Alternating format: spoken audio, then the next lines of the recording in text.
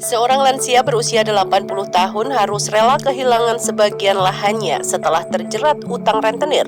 Hal ini terjadi setelah utang Rp500.000 berbunga hingga membengkak menjadi Rp40 juta.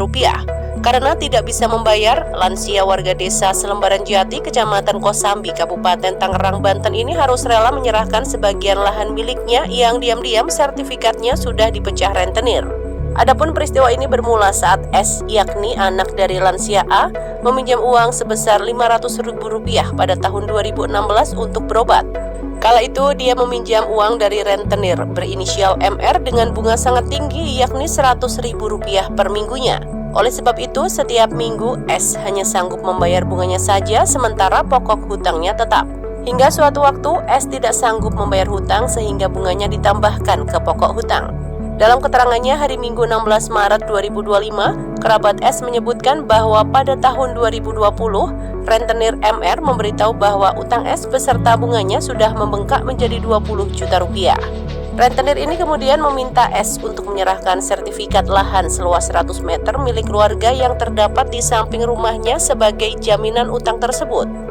Suami S sebenarnya sempat akan menebus sertifikat itu, tetapi ternyata sudah berpindah tangan ke bos rentenir itu sehingga tidak bisa diambil. Pada akhirnya diketahui bahwa sertifikat itu sudah dipecah untuk lahan seluas 40 meter. Lahan inilah yang kemudian dikuasai rentenir dan dibangun kontrakan di atasnya. Kerabat S mengaku geram dengan kasus perampasan tersebut.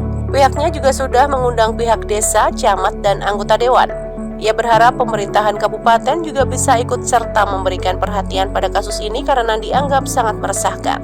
Sementara itu, anggota DPRD Kabupaten Tangerang yang datang ke lokasi, Kris Indra Wijaya, mengatakan akan mencari solusi terbaik dari permasalahan ini. Menurutnya, kasus ini juga sudah diinformasikan ke Bupati dan Wakil Bupati Tangerang. Selain itu, Kris mendengar banyak warga yang mendapat intimidasi dan perampasan barang saat tidak membayar utang tersebut. Lebih lanjut, Kris mengaku sudah berkonsultasi dengan lembaga bantuan hukum untuk upaya hukum bagi para warga yang menjadi korban. Download Tribun X sekarang, menghadirkan lokal menjadi Indonesia.